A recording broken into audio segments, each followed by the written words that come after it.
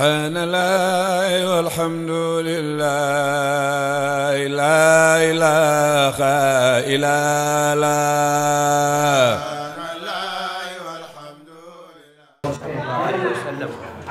jërëjëf sëñ bi ki nga ñuy laaj wax dëgg yàlla wax si yomb na yomb nit la koo xamee ne ba muy ànd ak Cheikh bi dafa fekk boobu Cheikh bu santikul sax Ndiassane Cheikh bi mu demee xalwa ji Gàmbi ñuy wax Gunjur ba muy ñibbisee la ànd ak moom nekk ak moom ndànk ba ni ñu santee Ndiassane ba mu demee avant muy ñibbi sax am na siyaare bu mu siyaare ji bëggoon a siyaare ji dëkk ba mu ne maam Cheikh ah man de maa ngi bëgg a dem réew ma de waaye réew ma de am na benn téere bi ñuy wax Ibnu Muhib te ñun soose yi di koy wax bi nii boobu téere boobu ku ko jàngul si ñoom rek defe nañu xam nga dara mu ne ko loolu day sëñ bi loolu de man jaaxal na ma Cheikh bu ne ko ñenn am na nu ñu koy nettali waaye loolu kéemaan yu wali yu la ak wóoliyam na mu ko solee moo ko xam yàlla def mu dem siyaare waaye keroog ñi mu fa fekk yëpp ñëpp dañoo yéemu si moom si njàngit ba na mu rafetee ak ni mu selle ak na mu mel musuñoo gis musuñoo teg bët ku rafetalee jàng bi noonu keroog bi muy ñibbi kër ga mbooloo ñoo ko topp di sikar ba si dalu xay loolu nag commencé wu ko fii ñu baax lañu woon avant ñu ñëw Ndiassane parce que bañ na sax seen kër Fodé Kounta lañ koy wax Fodé nag boo ko déggee si soose mooy kër Cheikh ya waaw ñaa nekkoon si l'islam ñëw nag gën koo féetali si Cheikh bu Kounta Cheikh bu nag defal na Ansou loo xamee ne ah barewul ñu mu ko defal de parce que Cheikh bu bari na ay daara yu mu samp dégg nga doomam yi yëpp ñi toog si xilaafa bi ba dañu jóge fi léegi sët yi ñoo fi toog. sëñ bi de wax dëgg yàlla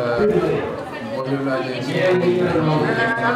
tuuti li nga xamante ne bii moom la ñu xam ci moom ndax macha allah yàlla dañ ko tegee fii nekk na fi di leeral di jàngale di xamale ci loolu ñun bu ñu juddoo loolu la ñu wut te it loolu la ñu fekk daara alxuraan gi moom la sax te ba tey macha allah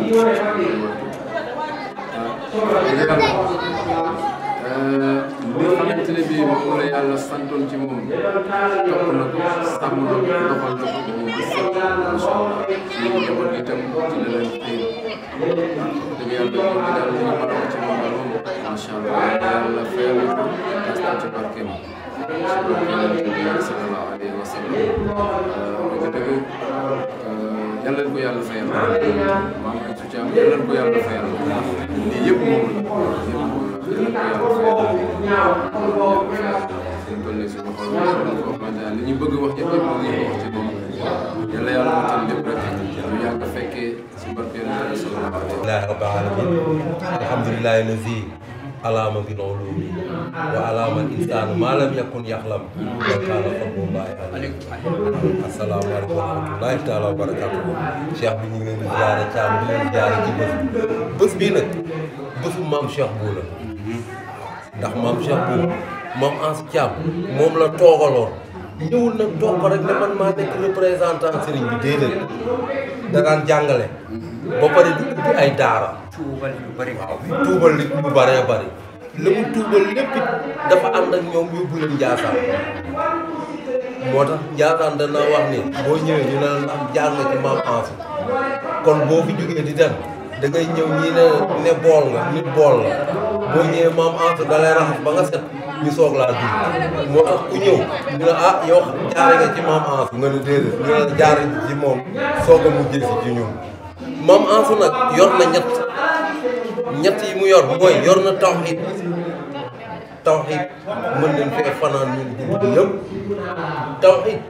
mooy li gën a moom maanaam mën nañ wax ni mooy buntu néegu yàlla tawhid moo koy tijji kon tawhid mi ngi ci maam Ansou tawaasul mi ngi ci maam Ansou ndax am néeg boo fay dem ndax boo doon joxal masalan da ngay wax ne yàlla benn néeg la ci digg désert néeg boobu nag foo jógee di nga ñëw ci néeg bi rek waaye pour nga dugg si ci biir néeg bi benn buntu bii rek la am buntu boobu nag caabi ji mooy tawhid jox na ko tawaasul mooy lan am na yoon woo xamee ni mooy yoon wi lay jëmale ci buntu boobu muy buntu néegu yàlla jox na ko madaxi nabil awam jox na ko tagg boo xamee ne ba tey ci pénc mi ngi ciy tagg yonent bu tedd bi sallallahu alayhi wa sallam kon Mame Ansou garaat yi Cheikh ya amoon